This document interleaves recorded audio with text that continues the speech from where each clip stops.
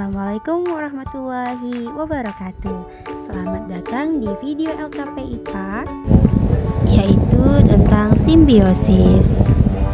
Simbiosis adalah interaksi antara dua spesies yang berbeda yang tinggal bersama dalam jangka waktu yang lama, di mana setidaknya satu spesies mendapatkan manfaat. Simbiosis dapat terjadi dalam berbagai bentuk hubungan, termasuk parasitisme, komensalisme, dan mutualisme.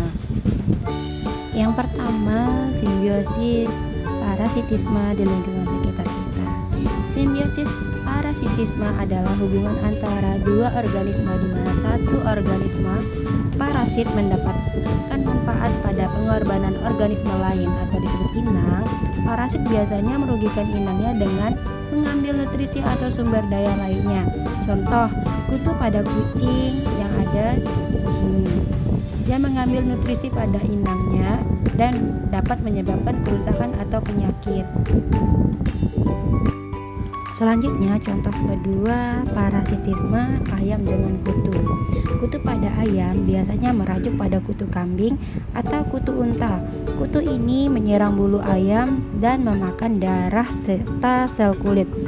Kutu dapat menyebabkan kerusakan bulu, kelelahan, dan gangguan pernapasan pada ayam.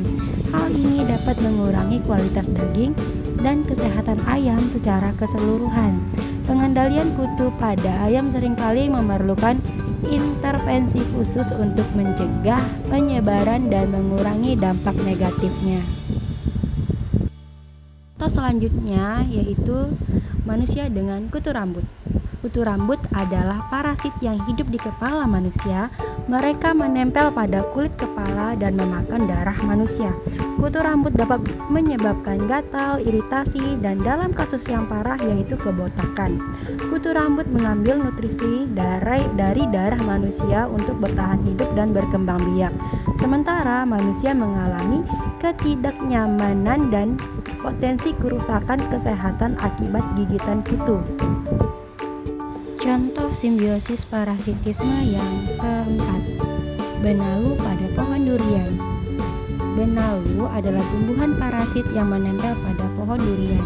Benalu menggunakan pohon durian sebagai sarana untuk menyerap nutrisi, air, dan garam mineral yang dibutuhkan untuk pertumbuhannya.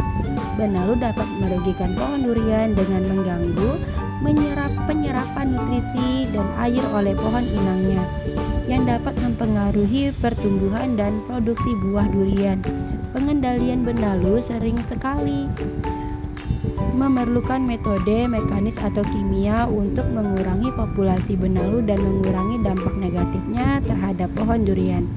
Simbiosis parasitisme menunjukkan bagaimana parasit mendapatkan manfaat pada kerugian inangnya, dengan parasit bergantung pada inangnya untuk mendapatkan nutrisi dan tempat tinggal, sementara inang mengalami kerugian dalam bentuk kerusakan atau gangguan fungsi. Simbiosis yang kedua yaitu simbiosis komensalisme. Simbiosis komensalisme adalah hubungan di mana satu organisme mendapatkan manfaat tanpa merugikan organisme lain. Organisme yang tidak terpengaruh disebut inang netral. Dalam konteks simbiosis komensalisme antara sirih dengan inangnya yaitu pohon durian, hubungan ini dapat dijelaskan sebagai berikut. Sirih merupakan tanaman merambat, mendapatkan manfaat berada di dekat pohon durian karena mendapatkan dukungan fisik dan akses yang lebih baik terhadap cahaya matahari. Tanpa inang, sirih mungkin kesulitan tumbuh dengan baik karena keterbatasan ruang dan sumber daya. Pohon durian tidak mengalami kerugian atau gangguan signifikan akibat keberadaan sirih di sekitarnya. Meskipun sirih menggunakan ruang dan sumber daya tertentu, hal ini biasanya tidak cukup signifikan untuk menyebabkan kerugian yang nyata bagi pohon durian. Dari sudut pandang ekologis, hubungan ini dapat meningkatkan keanekaragaman hayati di sekitar pohon durian.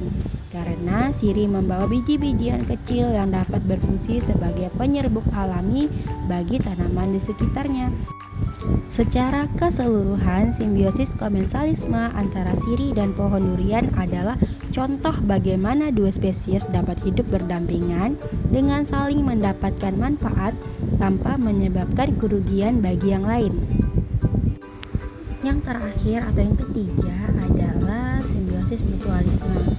Simbiosis mutualisme adalah hubungan di mana kedua organisme yang terlibat mendapatkan manfaat. Kedua pihak saling menguntungkan. Contoh, hubungan antara lebah dan bunga jambu air. Lebah mendapatkan nektar sebagai makanan, sementara bunga mendapatkan bantuan dalam penyerbukan.